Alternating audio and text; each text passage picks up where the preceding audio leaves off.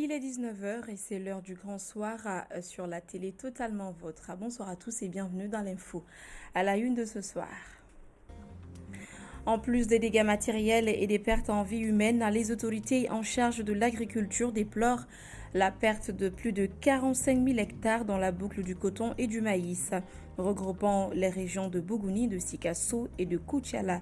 Une situation qui impacte le rendement dans ces zones de production agricole. Les détails dans cette édition. Les localités de Bara et de Aoussa Foulani font face à des feux de brousse. Des milliers d'hectares de pâturage sont ravagés et les éleveurs demandent l'intervention des autorités. Un faux sérum antitétanique circule dans le district sanitaire de Ségou. Le directeur régional de la santé de la région de Ségou alerte les médecins-chefs des districts sanitaires sur la situation afin d'éviter des conséquences. Et voilà donc pour les sommaires. Bienvenue si vous nous rejoignez. L'association Globale Santé Solidarité Mali, AGSSS Mali, a organisé ce lundi 4 novembre 2024 une remise de kits scolaires aux élèves de l'école fondamentale de Ngomi.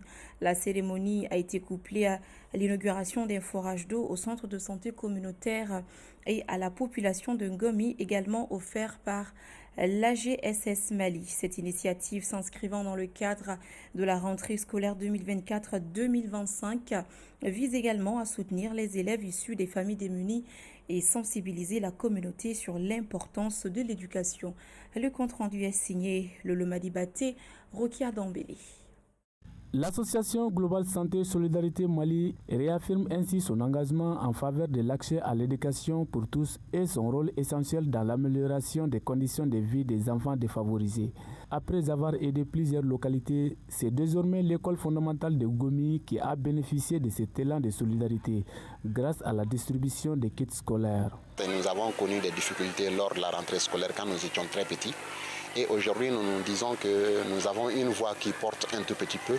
Et surtout que ce que nous faisons n'est pas du tout compliqué. Au fait, nous nous servons des réseaux sociaux pour lancer un appel aux personnes de bonne volonté qui répondent à nos appels.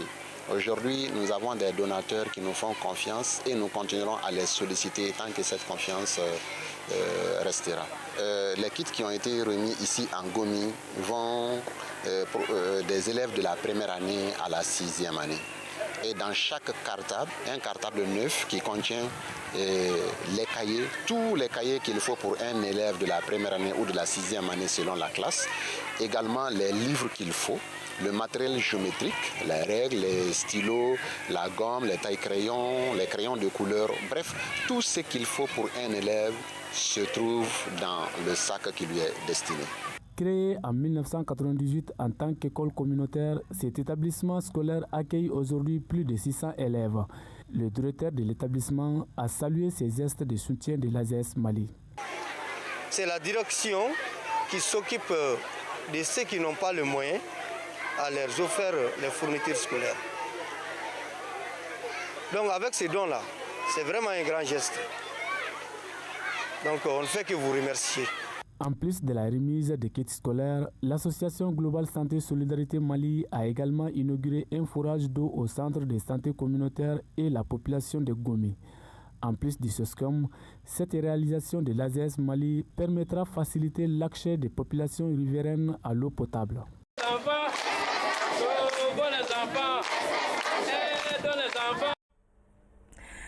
La coordination des syndicats de la faculté des sciences économiques et des droits projette une grève de 48 heures et de 72 heures à partir du lundi 11 novembre 2024.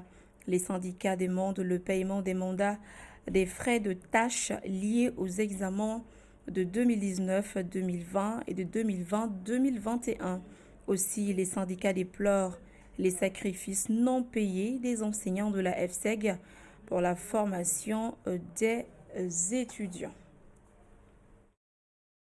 Je vous l'annonçais tout à l'heure dans les titres, le directeur régional de la santé de Ségou alerte les médecins-chefs des districts sanitaires sur la circulation d'un faux sérum en provenance de la pharmacie de l'hôpital Nyanakorofomba. Les explications avec Lassine Jakiti.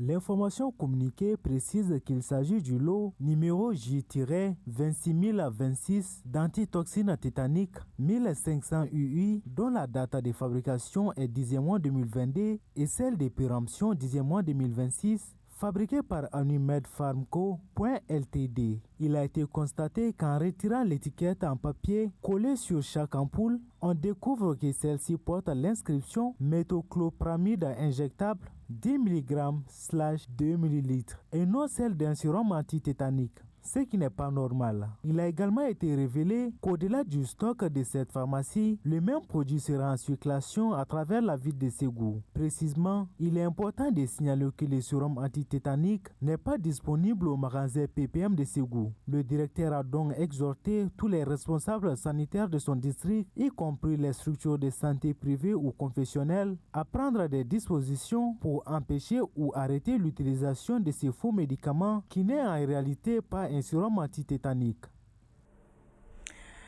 Nous restons à l'intérieur du pays. Ouverture ce mardi 5 novembre 2024 à Sikasso d'une session de formation des services techniques déconcentrés sur les GRN, les GIR, changement climatique et genre dans la préparation des projets. Initié par le programme intégré de développement et d'adaptation au changement climatique dans les bassins du Niger, avec l'accompagnement technique et financier de ses partenaires tels que l'autorité du bassin du Niger, l'Union européenne, Green Climate Fund et le groupe de la Banque africaine de développement. L'objectif de cet atelier est de renforcer les capacités des participants sur les connaissances de base en vue de répondre efficacement aux défis du changement climatique et leur impact. Idrissa Diallo, correspondance.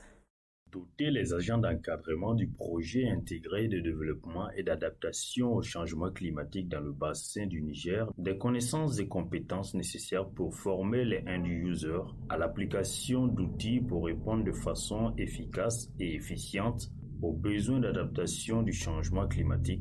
Tel est l'objectif général de cet atelier de 4 jours qui vient d'être lancé ici à Sikasso par le PIDAC, BN et ses partenaires. C'était des formations en cascade pour renforcer les capacités des services techniques déconcentrés et des acteurs clés qui sont les communes. L'objectif recherché, c'est de renforcer leurs capacités dans le cadre du changement climatique. Nous sommes là pour essayer d'outiller les gens pour pouvoir s'adapter à de telles situations. La gestion des ressources naturelles, le changement climatique et la gestion des ressources intégrées qui est vraiment du domaine du ministère de l'Énergie et de l'Eau. Présente à la cérémonie d'ouverture, les autorités régionales ont exprimé leur satisfaction. C'est un programme multi-bailleur dont le chef de file est la Banque africaine de développement. Les sessions de formation en cours sont financées par le Fonds pour l'environnement mondial et rétrocédées par la coordination régionale du PIDAC, PM, Niamey et Pénile. Durant ces 4 jours de session, les présentations alternées avec des films documentaires sur les modules des exercices, les émissions radiophoniques des interventions constitueront le menu de cette formation. Malgré les complaisances du moment, je voudrais rassurer les partenaires techniques financiers du PIDAC que le gouvernement du Mali ne ménagera aucun effort pour une mise en œuvre efficace et efficiente de ce programme à tous les niveaux régionaux et nationaux. Après 4 jours de formation, les experts maliens, plus précisément sikassois, seront dotés de connaissances et de compétences nécessaires en vue de mieux former les end-users. Par ailleurs, 29 communautés dans le cercle de Koro, de Bankas et de Douanza dans les régions de Bandiagara et de Douanza sont déclarées ayant atteint le statut de fin de défécation à l'air libre par la Direction nationale de l'assainissement, du contrôle des pollutions et des nuisances à travers sa direction régionale. Ils font désormais partie des villages propres au Mali où règnent les bonnes pratiques d'hygiène et d'assainissement.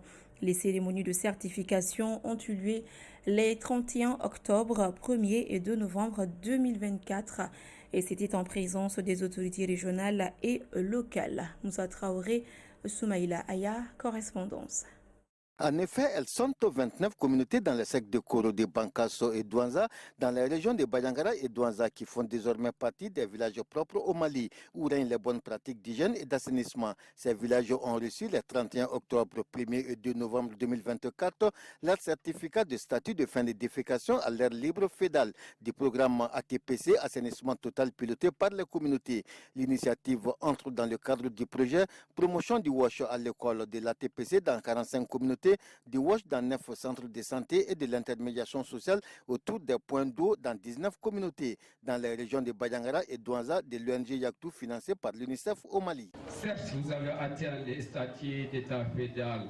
Vous devrez les maintenir afin de préserver les acquis à la matière. Je profite de cette occasion pour saluer l'appui des autorités administratives municipales et l'ensemble des services techniques de la région qui ont joué un rôle important dans la mise en œuvre de cette approche et l'ATPC, assainissement total piloté par la communauté. Je voudrais aussi encourager l'ensemble de ces villages à maintenir l'état fédéral, car l'assainissement, c'est prévenir la santé. Permettez-moi de saluer singulièrement l'UNICEF au Mali, dont les interventions en matière d'assainissement et de santé ne sont plus à démontrer de 2013 à nos jours. Depuis le déclenchement et la relance de cette approche ATPC dans ces 29 villages, en janvier 2024, plusieurs activités ont été menées par les communautés, à savoir la réhabilitation de plus de 4000 nouvelles latrines et environ 400 anciennes latrines.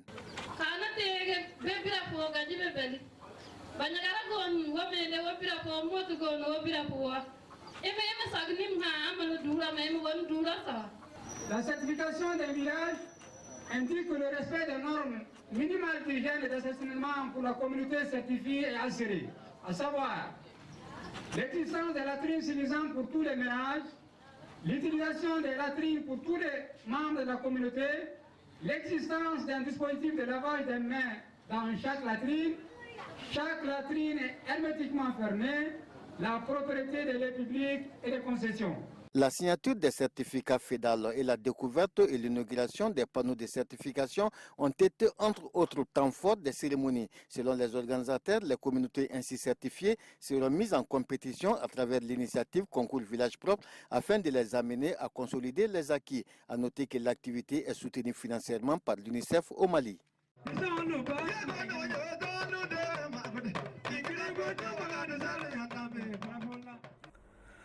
Je l'annonçais en début de journal, outre les dégâts matériels importants et les pertes en vie humaine, le bilan des conséquences des pluies diluviennes de l'hivernage en cours continue de s'alourdir.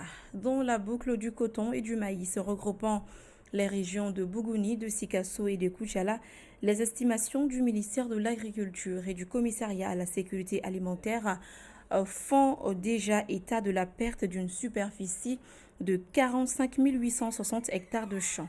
Les explications avec Omar Keïta. Ces chiffres ont été donnés au terme d'une mission conjointe effectuée par le ministre de l'Agriculture, Daniel Simeon Kelema, du ministre commissaire à la sécurité alimentaire, Ridouane Ag Mohamed Ali, du président directeur général de la compagnie malienne pour le développement des textiles, la CNDT, Mamadou Moustapha Djara, auprès des producteurs agricoles de la boucle du coton et maïs. De Bougouni en passant par Sikasso jusqu'à Koutchala, la délégation ministérielle a rencontré les producteurs agricoles victimes des conséquences des pluies diluviennes pour évaluer les dégâts causés par les inondations qui ont touché l'ensemble du territoire. Les premières estimations dans ces trois régions, après constat de l'étendue des dégâts liés aux inondations, font état d'une superficie de 45 860 hectares de champs perdus dans la boucle du coton et du maïs. Ces malheureux chiffres confirment les images qui ont fait le tour des réseaux sociaux à travers lesquels on voit des producteurs obligés d'utiliser des pirogues pour faire la récolte. On voit également sur ces images des milliers de tiges de maïs complètement englouties par l'eau, obligeant les producteurs à recourir aux pirogues pour sauver le peu de récoltes qui demeurent. Les champs de coton n'ont pas également échappé à la montée fulgurante des eaux de précipitations qui ont touché près de la quasi-totalité du territoire malien. Les plants de coton en phase de production ont été complètement submergés par les eaux, mettant un coup d'arrêt à leur capacité de fournir aux producteurs des résultats escomptés. Tout cela risque d'affecter les prévisions de production du coton de cette année. Depuis plus de 10 jours, les feux ravagent les pâturages dans les localités de Bara, cercle d'Ansongo, et de Aoussa Foulane, cercle de Gabero. Une situation inquiétante pour les éleveurs qui demandent l'intervention des autorités. Le récit avec Bakary MCDB. Les feux de brousse sont récurrentes en cette période de l'année et le phénomène est annoncé cette année dans la région de Gao. Selon nos confrères de Studio Tamani, depuis plus de 10 jours, les feux de brousse ravagent les pâturages autour des villages de Bara, cercle d'Ansongo, Aoussa Foulane, cercle de Gabero. Selon des habitants, la fumée dense et étouffante s'étend jusqu'à Tiwelen, formant d'immenses nuages visibles de loin. Les éleveurs sont inquiets de l'avancée des flammes vers leurs terres et leurs bétail. Ils demandent aux autorités d'intervenir pour contenir les feux. Pour le chef de service des eaux et forêts d'Ansongo, dans toutes les 7 communes du cercle, des feux de brousse ont été signalés tant dans le Gourma comme dans le Aoussa. Le plus petit feu de brousse a été observé à Asongo à partir de Monzanga. On peut estimer à 17 000 hectares brûlés. Selon lui, la cause de ces feux reste inconnue et les enquêtes sont en cours. Selon lui, au total, 14 feux de brousse ont été identifiés dans le cercle d'Asongo cette année. Ce phénomène, en plus d'affamer le bétail, peut être un facteur aggravant l'insécurité. Et voilà, cette édition est terminée. Merci à tous ceux qui ont contribué à sa réalisation. Grand merci à vous également de l'avoir suivi. Au plaisir de vous retrouver demain à la même heure. Bonsoir.